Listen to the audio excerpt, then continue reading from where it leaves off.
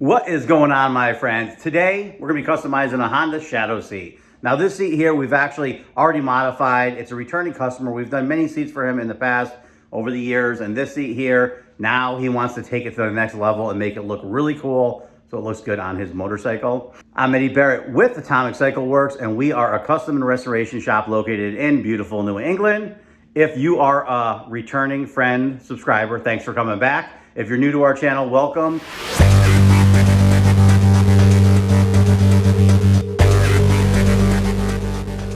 On this Honda Shadow seat, we've actually already cut it down and made it look a little cooler. This is one of the things we did for it a long time ago. This here was the original cover, and sometimes when you slam these things down and reuse the original cover, the seat ends up free floating, so you actually have a pocket of air underneath here. When the seat is just sitting there by itself, it's fine. When you sit on it, it's going to stretch down, so when you get off, it's going to wrinkle up a little bit, and it takes about a minute for it to actually go back to normal. But he likes the way it fits, likes the way that looks, likes the way he fits, and likes the way the foam looks, but doesn't like the way the cover looks. So he showed us a seat that he liked, and it's basically a double diamond stitch seat, and we're going to do that on here. What I like to do is give people options. So we like to sew things out so you can see. A lot of times certain colors thread on certain color materials shows up totally differently. So if you take a purple like this and put it on a white, it's going to be really bold. If you take a purple like this and put it on a black, it's not going to really stand out as much. However, because this is a wider thread, it's a very vibrant thread, it shows up really nice and it really matches the color of it. We were kind of thinking we were going to have to go lighter, because most of the time when you're putting a thread on a black vinyl, you want to go like a shade lighter to make it match closer to the motorcycle color. But this one here, this color definitely just like stands way out, it pops. Also, what we do is we're sewing this on 1/2-inch sew foam and 1/4-inch sew foam. So you can see back here, one's 1/2-inch thick and one's 1/4-inch thick. So what this is going to do is the 1/2-inch foam is going to be a little more pronounced. The 1/4-inch foam is going to be a little flatter. And it's personal preference. Some people, when you put this around the seat, you can see here, so if you pull this tight, you kind of see, you're going to get a lot bigger puff out of it than you would with here. If you're looking for a more slammed, low profile looking seat, the 1/4-inch is the way to go. If you're going for something that's a little more cushy and comfortable, you could go with the 1/2-inch. Sometimes when we cut a seat down really low, we'll put a 1/2-inch on there. It gives a tiny bit more padding and it'll actually look good. Other times, if you cut it down low like this, but you're unable to really cut it down because it has a lot of big gaps and areas here, you use a 1/4-inch to kind of get that same hardcore looking flatter seat. We went through, showed the customer this. He said, go with the darker purple one, it looks cooler, and do it on the 1/4-inch thread because he wants it to look a little more slammed and flat looking. Now we're gonna go and pattern this out. I already started patterning it out with tape. We use the tape a lot when we're trying to teach people or train people. It's kind of a quick and easy way to do it. And what's nice about it is the tape itself, when it goes around corners, it won't really conform well. So if you look here, you can see this foam rolls around and this doesn't. So what we're gonna have to do is we're gonna cut that right out.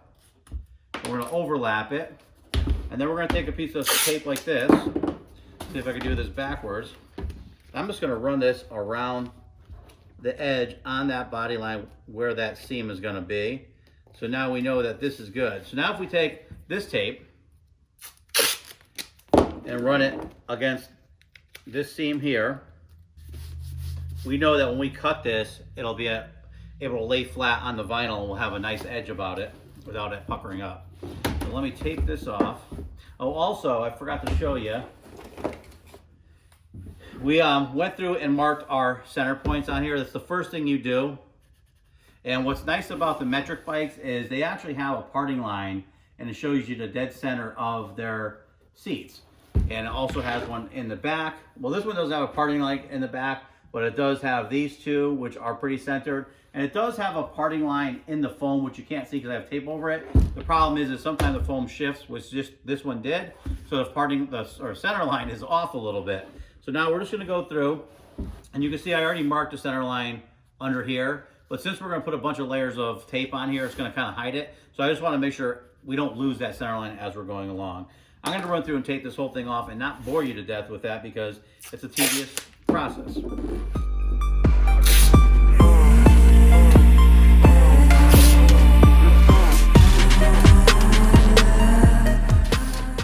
I went and and taped half this seat off. The reason I only did half is because I want my pattern symmetrical, because this seat is supposed to be symmetrical. If I put my pattern on and sew it all together and it's not symmetrical, I'm actually going to adjust the foam to make sure that it is.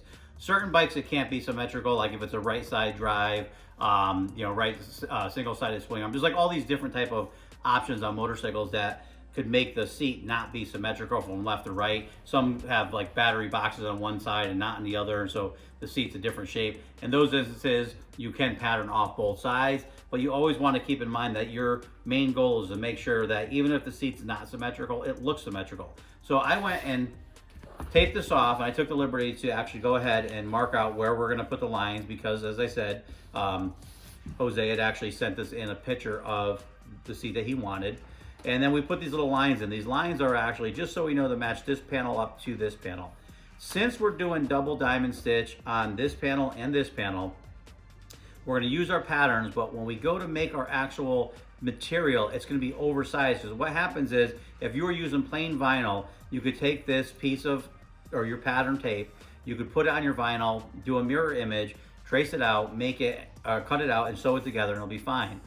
When you're doing double diamonds, especially even regular diamonds, if they're small enough, that you got to picture that this material here will actually be a lot bigger. It's probably going to be like an inch bigger at least all the way around, depending on, because the bigger it is and the more stitching on it, the more it shrinks. So we have to make this bigger, like at least an inch bigger all the way around. Then we're going to sew our double diamonds in it. This panel is going to shrink right up on us, and then when that's where it needs to be, we'll take our pattern and put it on top of there. If we were to take this pattern, cut it all out, sew our diamonds into it, when we go to put the seat together, it's going to shrink. Also, I went and I did mark along the edge here, and one of the things you're going to hear me say when you're doing like auto upholstery, you really got to trust your patterning skills. If you don't trust yourself, that's when things go awry. If you start second guessing and saying, oh, do you know what? I think I should make this bigger or smaller or whatever, and sew them together. When you sew them together, if you're an 1/8 inch off, 1/16 of an inch off, depending on what you're doing, it's exponential.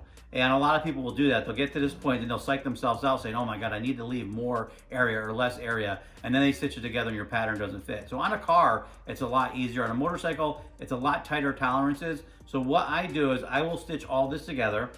And even though I'm putting my line here as a reference, so I don't have like 4 feet of material hanging over, I'm gonna leave this long. And then afterwards, we're gonna put the cover on, we're gonna pin it up, and then we're gonna make our line on here. This way we could stretch it, make sure there's no wrinkles, and then put our line in it, and then we could do our bottom piece here. So this is good here. I'm gonna go through and we're just gonna cut right along our mark line.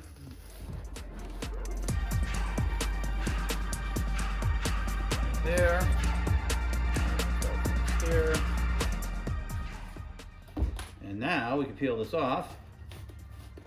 If you're having trouble with the tape not sticking, like we do like double and triple layer tape sometimes, but it can be a bear. What you can do is when you put your first layer of tape, you can put a low tack adhesive on there, like a contact adhesive, and then you will have, your top layer will stick really well to your bottom layer.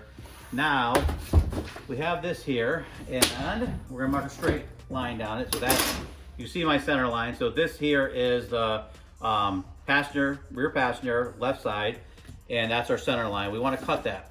I'm gonna use a straight edge, and you'll hear me say all the time, straight edges are metal. Yardsticks are for measuring, but you don't want to use it as a straight edge because they get cut up and they're not always true. So now we're just gonna go through and we're gonna cut this right down the middle. So this pattern here is good. So we could actually take this, and then what we'll do is we'll put our center line and we just flip it over.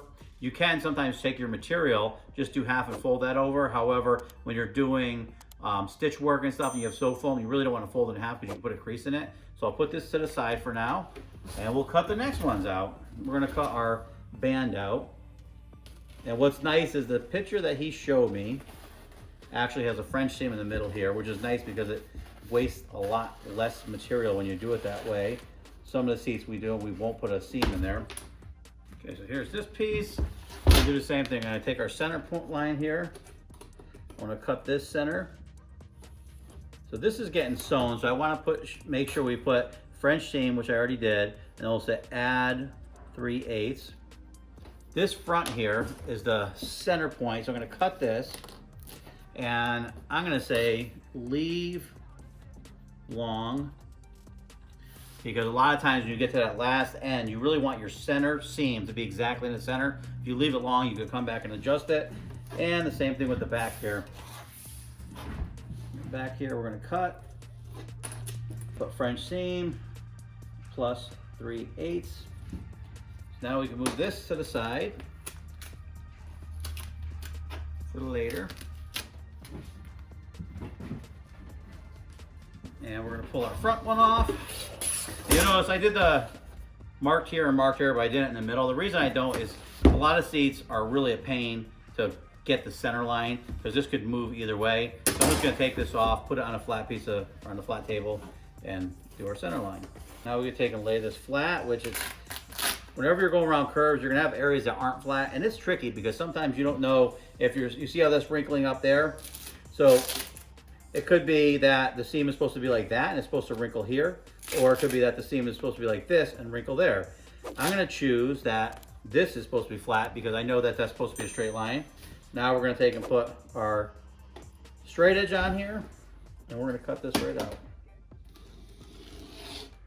Remember, if you're using razor blades or anything like that, you got to be really careful. They're super sharp. You really hurt yourself. You want to keep your fingers away. If you are not competent on using razor blades, you should probably avoid doing stuff like this. If you're accident prone, you should avoid doing this. That's when you run out and you pay someone to do it. This one and that one are for our double diamond. Let's get to making the double diamond now. Actually, we're gonna make all our patterns. Okay, so I just placed my pattern here, and we're just gonna trace it out. One thing using materials is most vinyls have a stretch. You have a two-way stretch, or yeah, two-way stretch. So you pull this way, there's no stretch. If you pull on this one this way, that's the stretch. So you got to look at what you're making and understand where you want it to stretch from. On this one, I don't want it to stretch front to back. I want to stretch it down. I want to pull it under the seat. So I laid it just like this, and we're going to mark our pattern here. Now what we want to do is when we're sewing, we actually have a 3/8 of an inch gap from our needle of our machine to the edge of the walking foot. So I'll actually mark 3/8 of an inch out. This way I know when I stitch, I'm right on our pattern line there. So we're just going to mark. So you can take your ruler and mark your 3/8 of an inch. You do the same thing here. And you always want to put your little V's in there, your little lines. They call them V's. So these little lines are your reference points to know what to put this pattern to there. So you line these up with those, and that's where you notice the stitch by. So we're going to mark those in there. You always want to make sure you really mark them around corners, because a lot of people will avoid the corners, but the corners where the materials don't want to move at the same direction. All right, sorry, the heater kicked on and it's like 3 feet from my head. I'm just going to peel this off now that we got it marked out. We're going to cut this off. All right, I just cut out the alignment marks so you can see those little V's there. Now I'm just going to transfer this onto this material. I'm just going to do a mirror image of it, flip it over here, because the stretch is still the same way, front to back on this. Now we'll just truss it, we'll truss it out. We're just going to trace it out and do the same thing. It's a little easier now because we have something to go by.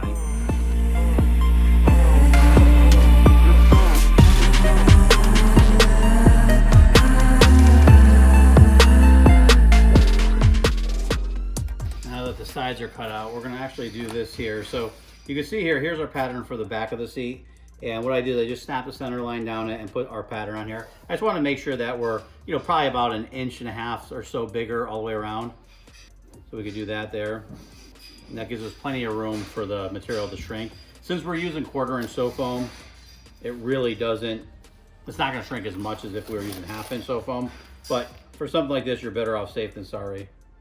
And we're going to do the same thing for the front piece.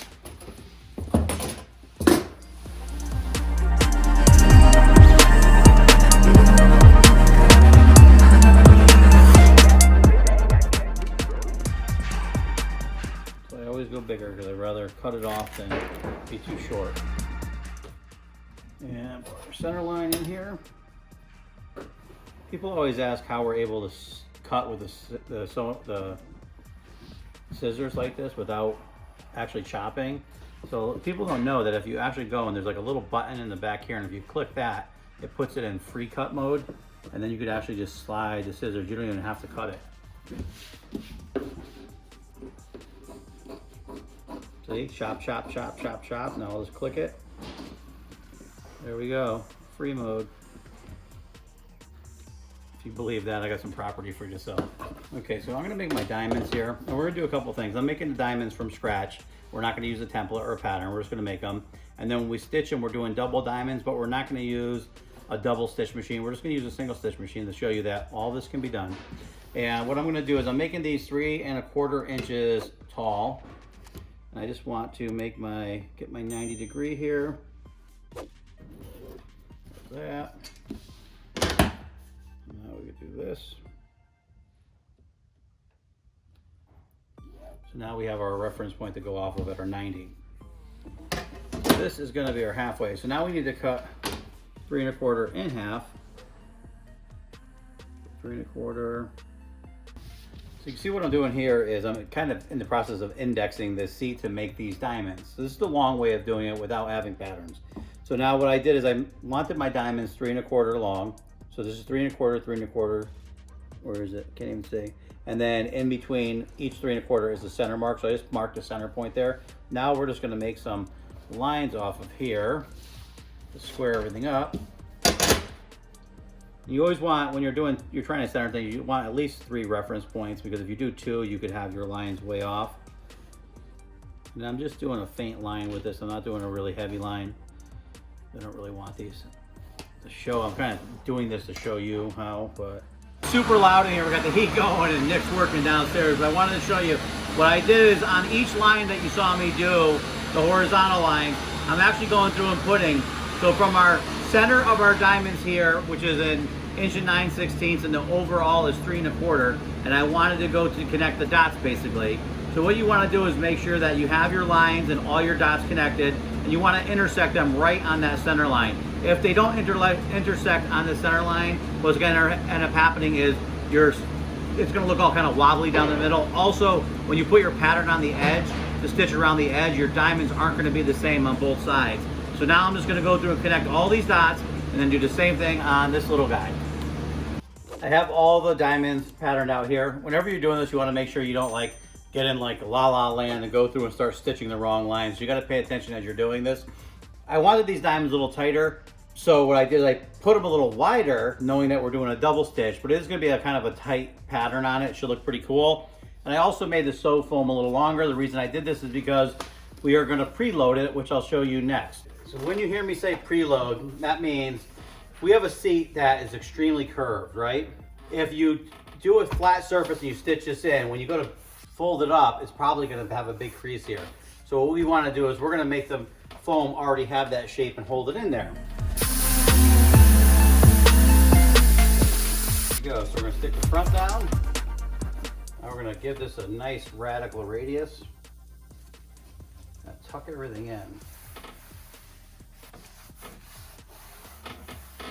Okay, so now we have a nice radius here. So when we stitch this together, we shouldn't have any bumps down there. All right, so I'm gonna sew the double diamond stitch with the single stitch machine.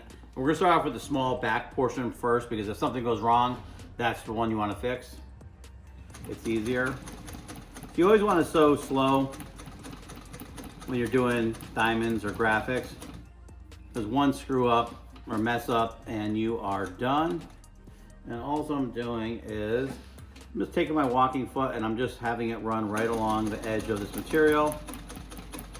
I said material, I mean right along the edge of our lines. And this doesn't matter how you do it. You could do all individual ones, or you come back and do double. I'm gonna come back and this one we'll go back and do a double stitch.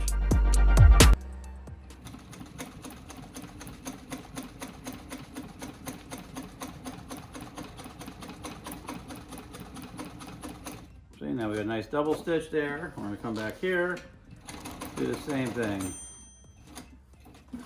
Run it right along this edge.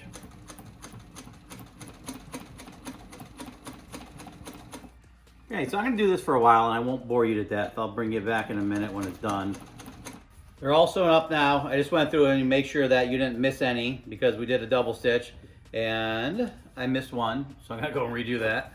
And then over here, Bada boom, bada boom, bada boom, bada boom, bada boom, bada boom, bada boom, bada bing, bada bing, bada bing, bada bing, bada bing.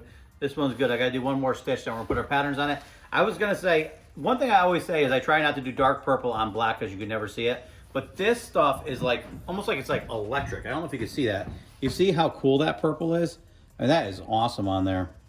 I'm just gonna transfer our patterns for our double diamond ones on here. And let's see, here. All right, now I got it all patterned out. So what I'm gonna do is take our sewing machine and I'm gonna stitch all along this edge. Well, actually I'm gonna, stitch all along this edge, but I'm gonna reduce the size of our needle so it's really tight. So this way when we go across all of this thread, it kind of locks it in. Because if you were to cut this, all these threads would fray and then it's a nightmare. Now you can see, let me see if you can see. Went through, you can see where we stitched along the edge there to kind of lock in all the thread, and I just cut about a 1/16 of an inch around it all the way, and now we can sew everything up. The cover is roughly sewn, and I am marking up the bottoms of it right now so that we can make the bottom of the seat. We're going to stitch it to the edges. So I always leave it long on the side so that we could actually pull it down and adjust it this way, because it depends on how the material stretches and stuff. And then I put a mark all the way around it where we're going to trim and then sew to that. And we're pretty much right there. So I'm gonna unpin this, we're gonna make the bottom piece and sew it together and install it. All right, get the bottom sewn on, let's go put this together.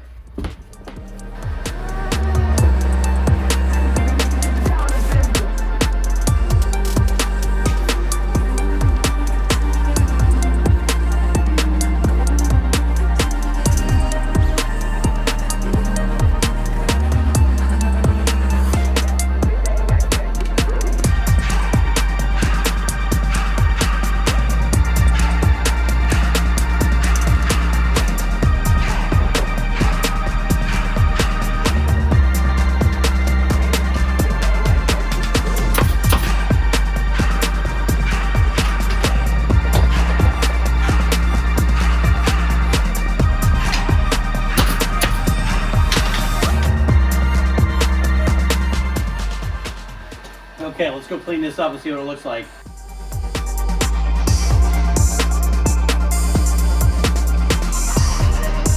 Seat looks pretty cool. Remember, if you like what you see, make sure to like, share, subscribe, follow, ring that little bell, and stay tuned for the next seat. Thanks for watching.